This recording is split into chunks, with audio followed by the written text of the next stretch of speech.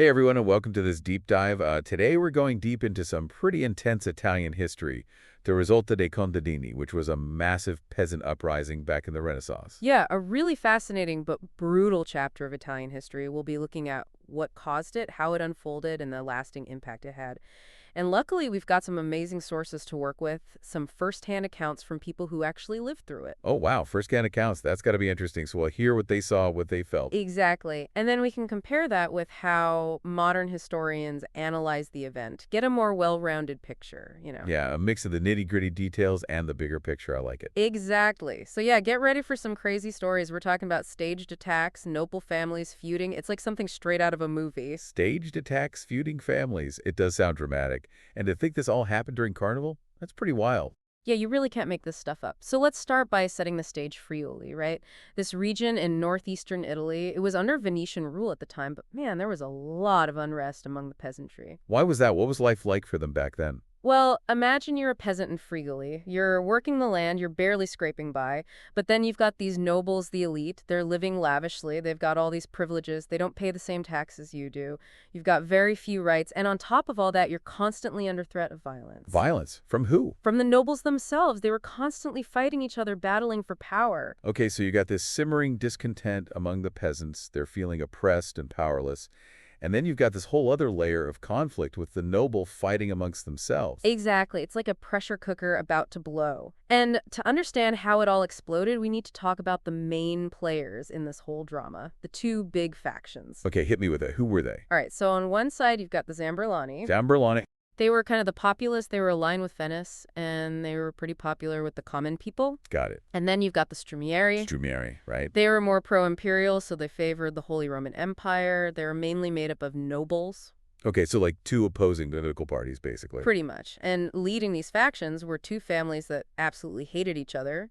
The Savorgnan family led the Zamberlani. Go for it, then. Okay. And the Della Torre family were at the head of the Strumieri. Elatori, right. So it wasn't just abstract political ideas clashing. It was like two families going at it. Exactly. And their rivalry, it was deep. It went way back. It was like the Montagues and Capulets, but on a much larger scale with much higher stakes. Wow. So these two families, their feud basically fueled the existing tensions between the nobility and the peasantry. Yeah, their constant struggle for power, it just created the perfect environment for an uprising. And that brings us to the Crudele Giovedioso, right? That's what really kicked things off. You got it. The Crudele Giuva di Grasso, which translates to Cruel Fat Thursday. Okay, so can you set the scene for me? What exactly happened on this Cruel Fat Thursday? Well, picture this. It's Fat Thursday, February 27th, 1511. So right in the middle of Carnival. Exactly. A time for celebration, feasting, the whole deal.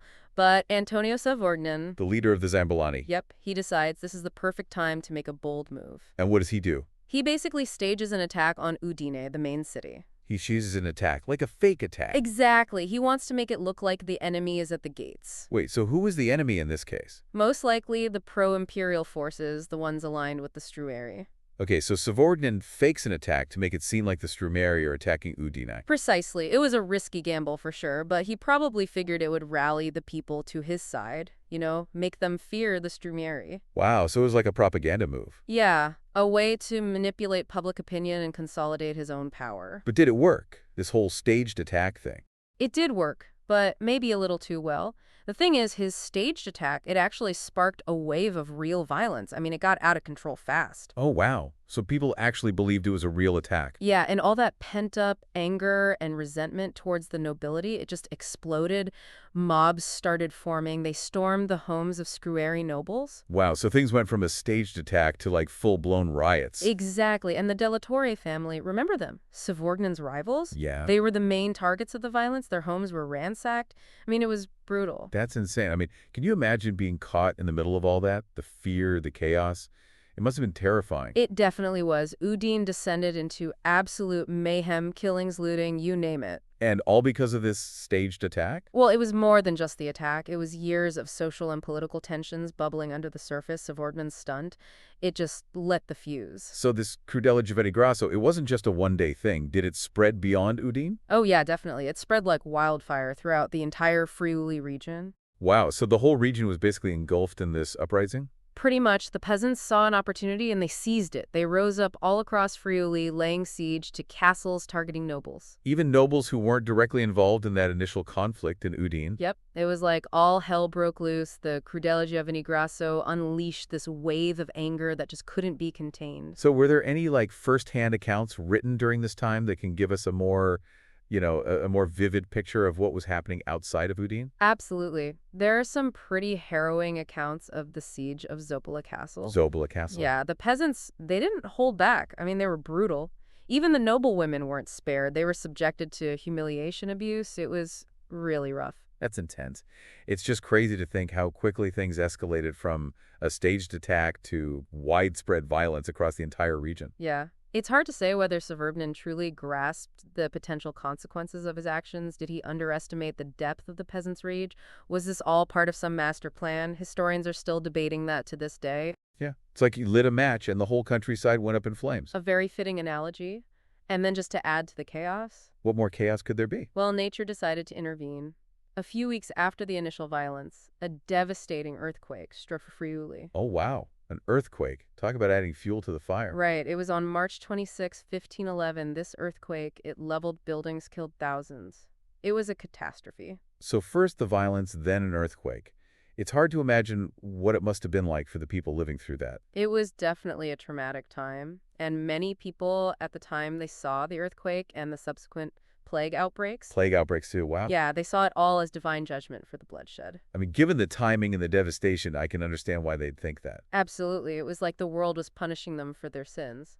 So yeah, you had the human-caused chaos of the uprising, and then you had this natural disaster on top of it all. So with all this going on, what happened to the revolt itself? Did it just fizzle out? Not quite. Remember, Friuli was under Venetian control. Right. And Venice, they were all about maintaining order in their territory, so they decided to step in. They couldn't just let things descend into anarchy. Exactly. So they established a special tribunal to deal with the aftermath of the revolt. Makes sense. So what happened? Were people punished? Oh, yeah. Many rebels were executed for their participation in the uprising. Okay, so there were consequences. But what about Antonio Saforgan, the one who started it all? What happened to him? That's where things get interesting. He was actually spared by the Venetian tribunal. He was spared. Wait, what? Why? It's a mystery that still puzzles historians to this day. So he gets off scot-free after instigating this whole mess. Well, not exactly. He did seek refuge with the Imperials, the very people he was supposedly defending Udine from. Oh, the irony. Right. But karma caught up with him in the end. About a year later, he was assassinated. He was assassinated. By who? Most likely by Strunieri nobles who were seeking revenge for the Crudele Giovanni Grasso. Wow. What a way to go. Talk about a Shakespearean ending. Right. It's definitely a dramatic end to a very dramatic story. But the story of the Rivolta dei Contadini, it doesn't end there. What do you mean? Well, the revolt had a lasting impact on Friuli. It forced Venice to actually confront the issues that had led to the uprising in the first place. So did they actually address those issues? What happened in the aftermath? Yeah, they did address the issues. In a way, I guess they realized they couldn't just sweep the peasants' grievances under the rug anymore, so they created something called the Contadinanza. The Contadinanza, what's that? Well, it was basically a representative body for the peasants, like a council or assembly. So like giving them a voice in the government. Exactly. It gave them a way to participate in the political process, and importantly, it gave them the power to veto any proposals that they thought would be harmful to their interests.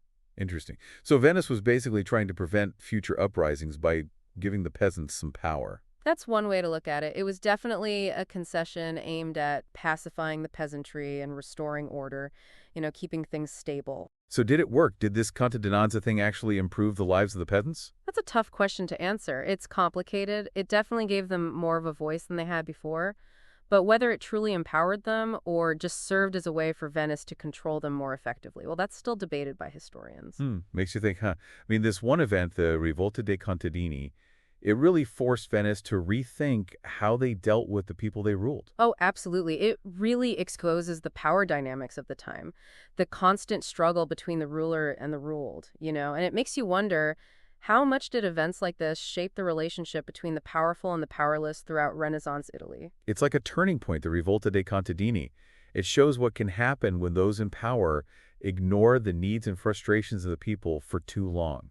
It's a story of violence and chaos, for sure, but also a story of resilience and the fight for a better life. Well said, and it really makes you think about how these historical events can help us understand present-day struggles for justice and equality, the fight for a voice. Right? The past is never really past, is it? It echoes through time. It shapes the world we live in. Exactly. So if you're interested in learning more about the Rivolta dei Contadini and its impact, we've got some great resources for you.